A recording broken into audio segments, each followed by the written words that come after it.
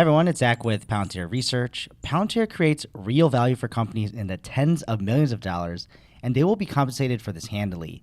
And their clients are so excited to use Palantir that they would even put it on their official earnings report out on their presentation to the public to showcase that Palantir is directly responsible for these allocated savings.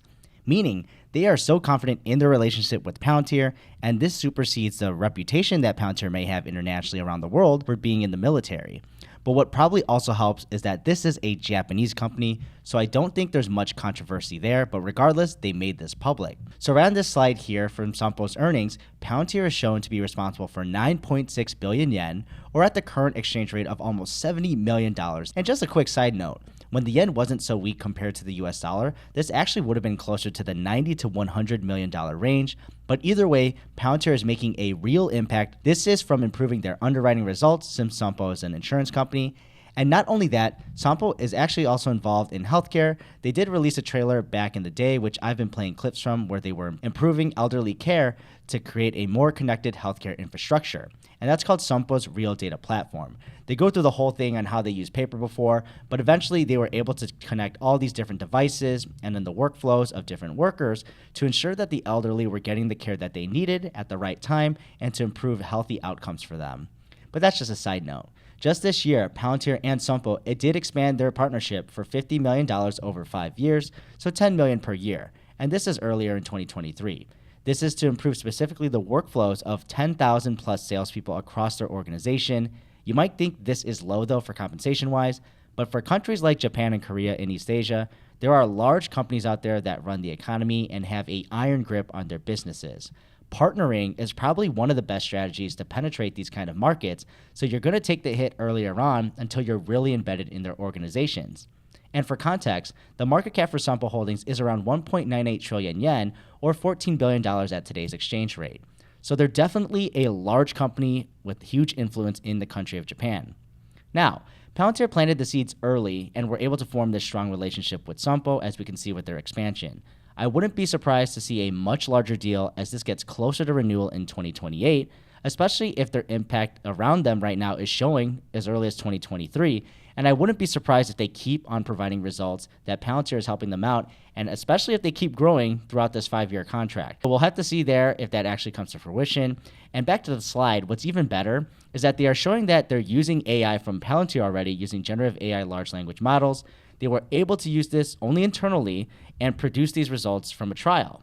So think how big 9.6 billion yen in savings can be if this was only a trial. Now imagine if they fully rolled this out and the impact on the organization this could potentially have. They used it to identify use cases for practical application and start POC, or proof of concept, for introduction. So yeah, I think this shows the proof of concept here when you're saving actual dollars and you're able to actually calculate that and measure that. I know this was compared to 2020 full year results, but of course that's still a lot of money regardless, especially for a size of 14 billion organization. $70 million is not something to sneeze at. So then they also started working on setting rules and guidelines on compliance, information management risk, and related activities. So yeah, this is the huge advantage. I keep repeating this in my videos. Palantir is a great system, as we can see from their clients, and these are for large enterprises too, that you can manage your risk and you're able to see all the different activities happening across your organization because you can create your ontology and tie your data together and have that relationship between data points move when things change. But what this says all about Palantir is that they're solidifying themselves as a true artificial intelligence player, not only in the United States or the military, but around the world commercially.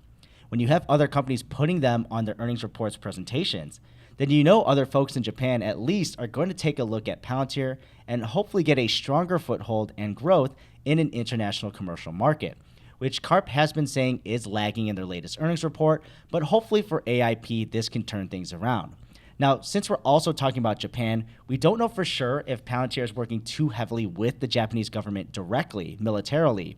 But at least on the US side, who's a very strong ally there in that region, who works with the Japanese, I wouldn't be surprised to see a stronger presence with the North Korean missile test that should be happening soon, and of course the Chinese aggression that's been happening in the immediate area. Also, adding on to that is that Japan and NATO may be coming closer as we've seen earlier in the year, but more to come on that. I don't see it necessarily becoming an official partnership, but either way, Europe's been wanting to strengthen their partnership with Japan, that camaraderie with Western Europe and the West in general. But honestly, there's a lot of geopolitical stuff and economic reasons there that Palantir should remain strong in Japan and the region as a whole, but hopefully this means more expansion commercially out there in Asia, and this could spread potentially into South Korea as well and other allied nations in the area. But let me know your thoughts though below, and I'll see you in the next video.